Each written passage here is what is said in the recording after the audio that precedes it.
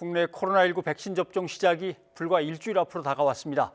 접종 준비는 잘 되는 건지 주의할 점은 없는지 여러 가지로 궁금한 점이 많으실 겁니다. 그래서 코로나 백신 접종을 총괄하고 있는 분을 모시고 자세한 얘기를 들어볼까 합니다. 질병관리청의 나성훈 코로나19 예방접종 대응 추진단의 부단장이 지금 연결돼 있습니다. 부단장님 나와 계시죠? 안녕하십니까? 네, 안녕하십니까. 질병관리청 차장 나성웅입니다. 네. 오는 26일 아스트라제네카 백신부터 이제 접종이 시작된다고 저희가 알고 있습니다. 구체적인 그 접종 일정들을 한번 정리를 해주신다면요.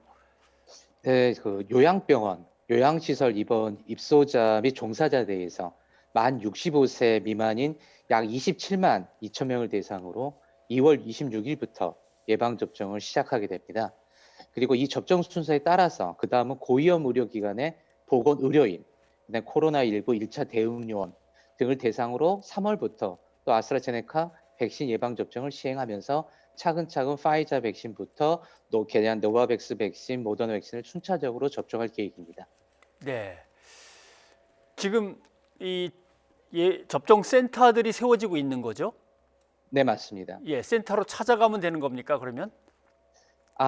핵산 백신은 접종 센터에서 접종을 하는데요. 예. 처음에 들어오는 아마 코박스에서 들어오는 물량에 대해서는 직접 찾아오는 것보다는 이제 병원에 이송을 하거나 그래서 자체 접종도 하기 때문에 우선은 그렇게 소수가 되고요. 화이자 백신이 집중적으로 들어오는 2, 4분기부터는 각 접종센터에 찾아가셔서 접종하시게 됩니다. 네. 아마 장소를 마련하고 애도 많이 쓰셨을 텐데 자기 차로 갈 수도 있을 만큼 주차 시설이 확보돼 있습니까? 아니면 대중교통을 이용해야 됩니까? 대부분의 그 접종센터는 실내 시설이라든가 큰 규모의 시설을 중심으로 접종을 하게 됩니다. 그래서 예. 가능한 한 주차 공간이 굉장히 많고요. 없는 경우에는 버스라든가 그것도 다른 이동 수단을 통해서 이동하게 돼 있습니다. 네. 자, 이제 아스트라제네카 백신과 관련해서는 역시 나이 문제가 있습니다. 65살 이하로 일단 접종이 제한됐는데 내가 좀 나이가 딱 걸리긴 하지만 좀 건강하니까 되지 않을까 뭐 이렇게 생각해도 되는 건지 어떤 이유에서 꼭 그렇게 결정이 됐는지 그리고 그렇게 고령층의 접종을 미루다 보면 고령층에서 중증 환자가 또 많이 나오면 어떡하지 이런 걱정들이 있습니다. 네, 그 현재까지 아스트라제네카 백신에 대해서는 그 안전성, 면역성, 그 사망 예방 효과라는 백신의 효과성은 이미 확인이 돼 있습니다. 예. 다만 임상 시험을 할 때 65세 이상 어르신에 대해서 유효성이 통계적으로 충분하지 않았던 점이 지적되어 있는 상황입니다. 그래서 저희들은 전문가 집단 예방접종 전문위원회에서 이번에는 요양병원 요양시설의 종사 중인 60세 연령층은 유보시킨 거지 안 맞춘다는 건 아니고요. 그래서 3월 정도에 아스트라제네카에서 임상 효과에 대해서 결과가 나올 예정입니다. 효과성이 통계적으로 유효하면 바로 접종이 시작이 됩니다. 그리고 저희들이 이번에 그 65세 이상 어르신 말고 종사자에 한다는 거는 고위험 시설에서 종사자들에 의해서 확산 경우가 굉장히 많기 때문에 그분들을 우선 접종을 시키면서 선제적 검사라는 검사 방법을 더 주기적으로 해서 방역적으로 이런 일이 안 이루어질 나쁜 결과가 안 나오도록 추진하고 있기 때문에 그런 걱정은 조금 좀 덜 하셔도 되실 것 같습니다. 네. 지금 우리가 도입하기로 한 백신들이 종류별로 계속 무리 없이 제 날짜에 도착하는지가 이제 제일 관건 중에 하나입니다. 화이자나 노바백스나 이런 것들이 제때제때 도착하도록 계속 점검을 하고 계십니까? 네, 지금 EU에서 이제 공급량이 달리기 때문에 수출 제한이라든가 예. 미국에서 원부자재 행정명령 등도 굉장히 좀 수급상을 어렵게 하고 있습니다만은 현재까지는 아직까지 우리의 접종 공급 스케줄이 변경된 거는 없습니다. 저희들은 지금 각 개별 기업들과 매일 소통을 하면서 우리나라에 들어오는 물량에 대해서 모니터링을 하고 있어서 차질이 없도록 계속 노력하도록 하겠습니다. 네. 화이자 백신 경우는 저온 냉장고에서 보관을 해서 꺼내서 또 녹여가지고 써야 된다고 들었습니다.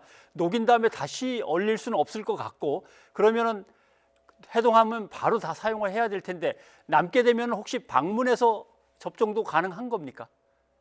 아닙니다. 그 파이자 백신은 아까 우리 사회자님 말씀하신 대로 영하 70도에서 이송이 됩니다. 예. 이송해서 희석을 통해서 하게 냉동을 해제하게 되면 3 일, 5 일에서 다 맞춰야 됩니다. 네. 그래서 그게 맞추는 거를 면밀하게 접종 대상자를 확정하고 그 음. 숫자에 만큼 배송하고 또 오시는 분을 해서 손실분이 없도록 그런 계획을 차분히 짜서 정밀하게 방역을 시작할 예정입니다. 네.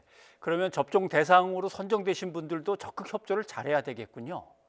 네. 네. 저희들이 그래서 모의 훈련도 하고 있고 접종자 대상을 저희들이 그 1 차, 2차 순서에 따라 특정화시켜서 그 네. 모의 훈련 현장 경험을 통해서 계속 그분들이 접종을 안전하고 신속하게 맞을 수 있도록 열심히 준비하고 있습니다. 네, 알겠습니다.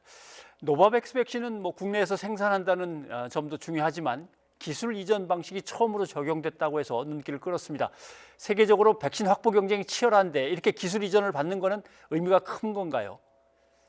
네. 지금 대부분의 아마 백신을 생산하지 못한 국가에서는 생산 위탁이라는 단순 위탁에 머무는 게 많습니다. 예. 하지만은 기술 이전을 통해서 독자적인 기술 그리고 앞으로 국내 개발을 할 수 있는 원천 기술을 확보한다는 측면에서 굉장히 이제 의미가 있는 거고요. 특히 이번 백신은 합성 항원 백신으로서 독감 백신과 같은 성분입니다. 그래서 앞으로 이 백신의 그 발전성이나 적응성도 굉장히 높기 때문에 노바백스의 기술 이전은 굉장한 의미가 있다고 판단하고 있습니다. 네. 접종을 이제 시작해야 되는 이제 시점에서 해외에서는 이상 반응의 이제 사례들이 계속 보도가 되니까 걱정들이 좀 있습니다. 안전성은 확실히 보장돼 있겠지라고 하는 것. 그다음에 이상 반응이 어느 정도 일어나면 이거는 좀 문제가 있는 걸로 판단해야 될까? 이런 것들도 고민하거든요. 네. 그 이상 반응은 모든 백신에서 확률적으로 일어나게 돼 있습니다. 네. 생물학적 제재가 몸속으로 들어가기 때문에 접종을 하게 되면 국소 부위에서 아픈 통증이라든가 두통, 메스꺼움 이런 것들이 일반적으로 많이 나타날 수 있는 이상 반응이고요. 다만 중증 알레르기나 아나팔락시스라는 현상이 나타나게 하면은 좀 위험할 수도 있게 돼 있습니다.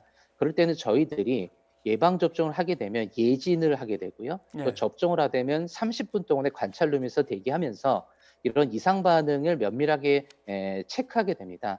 만일 집에 돌아가셔서 이상 반응이 발생하시게 되면 누리집이라든가 보건소 같은 연락을 하게 병원에 가시게 되면 바로 치료가 가능하시고요.